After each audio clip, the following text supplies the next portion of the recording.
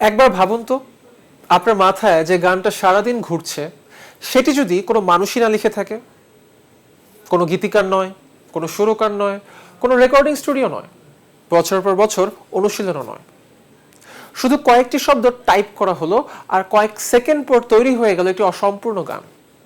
কথা, সুর, এমনকি মানুষের মতোই বাস্তব শোনায় এমন কণ্ঠসহ এতটাই নিখুঁত যে চোখ বন্ধ করে শুনলে হয়তো বুঝতেই পারবেন না এটা একজন মানুষের তৈরি নয়। শুনতে ভবিষ্যতের গল্প মনে হলো, বাস্তবে আমরা সেই ভবিষ্যতে ইতিমধ্যেই পৌঁছে গেছি। এই প্রযুক্তির নাম সুনো। যুক্তরাষ্ট্রের ম্যাসাচুসেটসের কেমব্রিজে গড়ে ওঠা ছোট্ট একটি স্টার্টআপ মাত্র কয়েক বছরের মধ্যেই এমন একটি প্রযুক্তি তৈরি করেছে যেটা একসময় অসম্ভব বলেই মনে করা হতো। এখানে আপনি শুধু লিখে দেন কেমন গান চান, হয়তো লিখলেন মন খারাপের একটি কান্ট্রি গান, পেডাল স্টিল গিটারের সুর থাকবে, কণ্ঠে থাকবে দক্ষিণ আমেরিকার টান। কয়েক সেকেন্ড অপেক্ষা, তারপর আপনার সামনে চলে আসবে এমন একটি গান যেটা শুনলে মনে হবে বহু বছর ধরেই হয়তো রেডিওতে এই গানটি বাজছে। এখন পর্যন্ত 10 কোটিরও বেশি মানুষ এই প্ল্যাটফর্ম ব্যবহার করেছে। প্রতিদিন এখানে তৈরি হচ্ছে প্রায় 70 লাখ নতুন গান। এমনও সময় গেছে যখন মানুষ স্পটিফাইয়ের চেয়েও বেশি ডাউনলোড করেছে সোনো অ্যাপ। কিন্তু এখানেই শুরু হয় সবচেয়ে বড় বিতর্ক। এই এআই কি সত্যি নিজের মতো করে গান বানাতে শিখেছে, নাকি অন্যের তৈরি গান থেকেই শিখে এসেছে?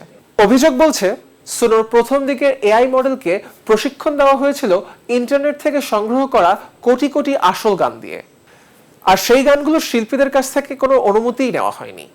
এই অভিযোগে বিশ্বের সবচেয়ে বড় 3টি মিউজিক কোম্পানি ইউনিভার্সাল, সনি এবং ওয়ার্নার সোনোর বিরুদ্ধে মামলা করে। মজার বিষয় হলো, সোনো কখনো অস্বীকারই করেনি যে তারা এসব গান থেকে শিখেছে, বরং তাদের যুক্তি ছিল খুবই ভিন্ন। তাদের ভাষায়, একজন মানুষ যেমন হাজার হাজার গান শুনে গান লিখতে শেখে, এআইও ঠিক সেটাই করেছে। শোনা আর শেখা কি চুরি, নাকি সেটাই শেখার স্বাভাবিক প্রক্রিয়া? এই প্রশ্নের উত্তর এখনো পুরোপুরি মেলেনি। আর এখানেই গল্পটা আরো অদ্ভুত হয়ে যায়। যে ওয়ার্নার একসময় সুনোকে আদালতে নিয়ে গিয়েছিল, তারাই পরে সে প্রতিষ্ঠানের সঙ্গে অংশীদারিত্ব করে। অনেক গ্র্যামিজয়ী প্রযোজকও এখন এই প্রযুক্তি ব্যবহার করছেন, চূড়ান্ত গান বানানোর জন্য নয়, বরং কয়েক সেকেন্ডের মধ্যে একটি আইডিয়া বা ডেমো তৈরি করে নেওয়ার জন্য। অর্থাৎ যে প্রযুক্তিকে একসময় শিল্পের শত্রু বলা হচ্ছিল, সেটাই ধীরে ধীরে শিল্পীদের কাজের অংশ হয়ে উঠছে। তবুও অস্বস্তিটা কোথাও যায়নি, কারণ এখন প্রশ্নটা শুধু কপিরাইট বা ডেটা চুরির নয়, প্রশ্নটা মানুষের মূল্য নিয়ে। আমরা দিনে কতগুলো গানই বা শুনতে পারি? স্ট্রিমিং থেকে যে রয়্যালটি আসে সেটাও তো সীমিত। যদি একটি এআই এক রাতে লাখ লাখ নতুন গান তৈরি করতে পারে, তাহলে সেই শিল্পীর জায়গা কোথায় যে একটি সত্যিকারের ভালো গান লিখতে 10 বছর সময় দিয়েছে? এই পরিবর্তনের প্রভাব ইতিমধ্যেই দেখা যাচ্ছে। এমন কিছু এআই তৈরি গান ছড়িয়ে পড়েছে যেগুলো শুনে মনে হয়েছে যেন কোনো পরিচিত শিল্পীর নতুন গান। এতটাই বাস্তব যে পরে সেগুলো প্ল্যাটফর্ম থেকেই সরিয়ে ফেলতে হয়েছে। আবার অনেক এআই গানের কোটি কোটি স্ট্রিমের পেছনে দেখা গেছে আসলে কোনো বাস্তব শ্রোতাই ছিল না। সংখ্যাগুলো ছিল কৃত্রিম, একটি জনপ্রিয়তার ভ্রম।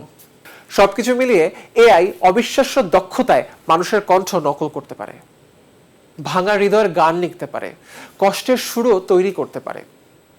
কিন্তু একটা জায়গায় এসে সে এখনো থেমে যায়। সে হৃদয় ভাঙার শব্দ তো তৈরি করতে পারে, কিন্তু হৃদয় ভাঙার অনুভূতি সে কখনো অনুভব করেনি। আর ঠিক এখানেই সবচেয়ে বড় প্রশ্নটা রয়ে যায়। যেদিন পৃথিবীর যে কেউ যে কোনো সময় অসীম সংখ্যক গান তৈরি করতে পারবে, সেদিন কি মানুষের লেখা গান হারিয়ে যাবে, নাকি উল্টো মানুষের নিজের জীবনের অভিজ্ঞতা থেকে জন্ম নেওয়া সেই একটিমাত্র সত্যিকারের গানই হয়ে উঠবে সবচেয়ে মূল্যবান? এই প্রশ্নের উত্তর হয়তো এখনো কেউ জানে না। কিন্তু একটা বিষয় নিশ্চিত, এআই শুধু গান বানানোর নিয়ম বদলে দিচ্ছে না, এটা বদলে দিচ্ছে আমরা সঙ্গীত বলতে আসলে কি বুঝি।